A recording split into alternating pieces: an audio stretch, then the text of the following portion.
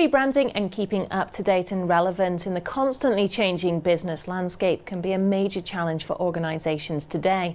With me to discuss are Jean Stevens and Anand Selvarajan of RSM International. Well, Jean, if I might start with you, RSM has recently rebranded. Talk me through this. Yeah, sure. We've been in existence for over 50 years now. We celebrated our anniversary last year. And we are now in 120 countries. Focused on audit tax consulting services around the world.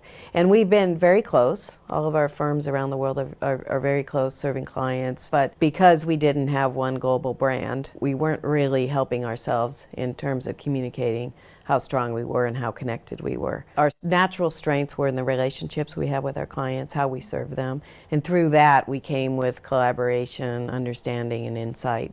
Which translated then to the power being understood. So we had our big rollout on October 26th, a new look and feel, but what's more important is what's behind it and how we serve clients and how we unify globally to provide that value to clients.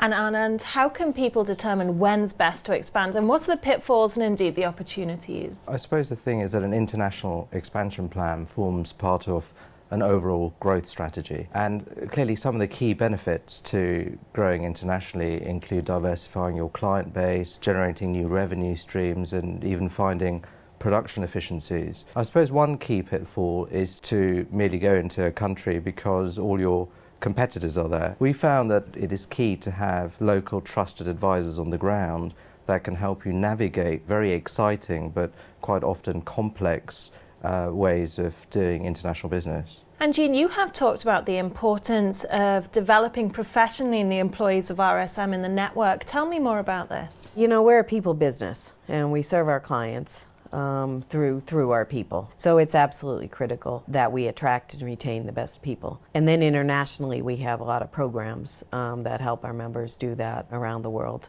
9 years ago now, we started RSM Academy, which is a leadership development program. We've had 500 of our future leaders go through that program. They really learn about cultural issues, about RSM International, about how to use those connections globally to better serve their clients. And it's something I'm very proud of. Of course, quality is extremely important for RSM, but how does this translate for clients and indeed member firms? That's one of our other cornerstones. It's something we try to live and breathe. Starts with attracting the best firms globally through a very strong due diligence process. Then it continues with quality checks throughout the year. And without that, we won't be able to serve our clients at the level that they need and really help them in their growth goals.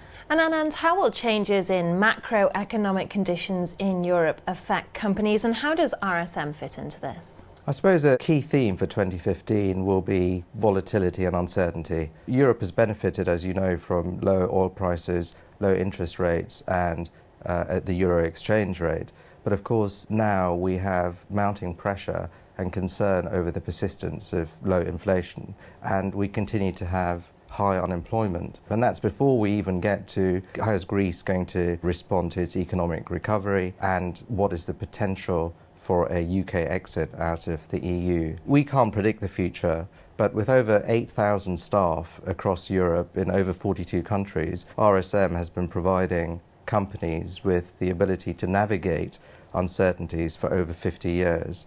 And we do that by providing insight, by providing understanding, and also by providing a global reach for those companies and clients to be able to succeed in challenging economic environments. Well, you mentioned the possible pending Brexit. How do you see this impacting business? We still don't have a clear date as to when that UK referendum is going to take place. That uncertainty is affecting businesses and impacting confidence for businesses across Europe. A recent European Business Award survey suggested that over 85% of European business leaders and over 85% of UK business leaders believe that a UK exit would impact European and UK businesses. It's worth remembering that the EU remains UK's largest market, and an exit could impact our credit rating, our growth potential, and of course our attraction as a centre for foreign investment. And Jean, finally, looking towards the year ahead, and how will you ensure the continued success of the network? We have a very strong global strategy that has been agreed by all of the firms. We pride ourselves on being very strong local players